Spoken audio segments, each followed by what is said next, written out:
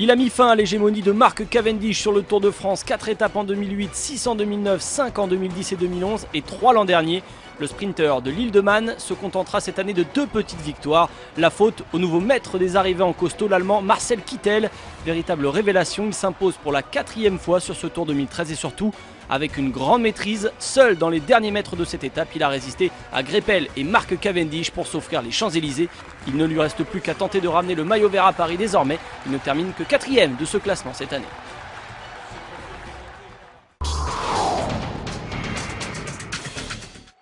Quoi de mieux que l'ancienne demeure du Roi Soleil pour célébrer une tunique d'or? Vainqueur du 100e Tour de France, Christopher Froome a eu droit à tous les égards, y compris de s'élancer depuis Versailles pour ce clap de fin de la grande boucle. Comme le château d'ailleurs, ce baisser de rideau vers Paris a fait du neuf avec du classique. D'abord, une lente procession bien connue où les 170 rescapés du Tour ont rivalisé d'ingéniosité pour amuser la galerie. Cigares, champagne et photos de famille remplaçant les habituelles attaques du kilomètre zéro.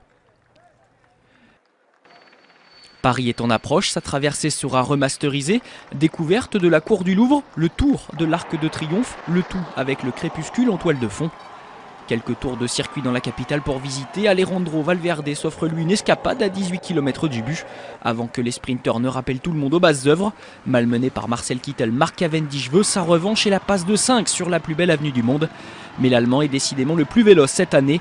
Le sprinter Argo Shimano s'offre en force sa 4e victoire d'étape et confirme son statut de nouveau prince du sprint.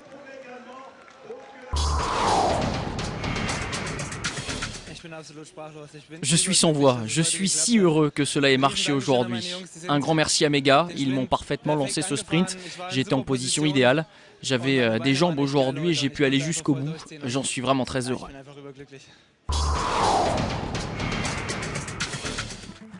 Les forçats de la route en ont terminé avec cette édition 2013 et les 3404 km de parcours. Cela vaut bien une petite photo pour les lauréats sur les Champs-Élysées avec l'Arc de Triomphe illuminé en fond. Christopher Froome remporte donc ce 100e Tour de France devant Nairo Quintana et Joaquin Rodriguez. Les deux hommes sont à plus de 4 minutes de l'anglais. Quintana, justement, c'est la révélation de ce tour. Il remporte le maillot de meilleur grimpeur et celui de meilleur jeune devant Andrew Talansky et le Polonais Kwiatkowski. A noter la belle 4e place de Romain Bardet dans ce classement. Meilleur français de ce tour, il termine 15e.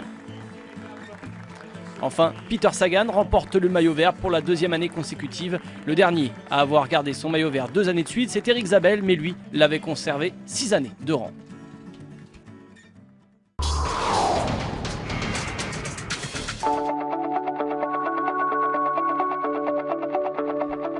Jusqu'au bout, cette 100e grande boucle aura été une carte postale cathodique, mais son point final a été écrit sur les Champs-Élysées, alors vivement 2014 pour un nouveau tour et plein de détours.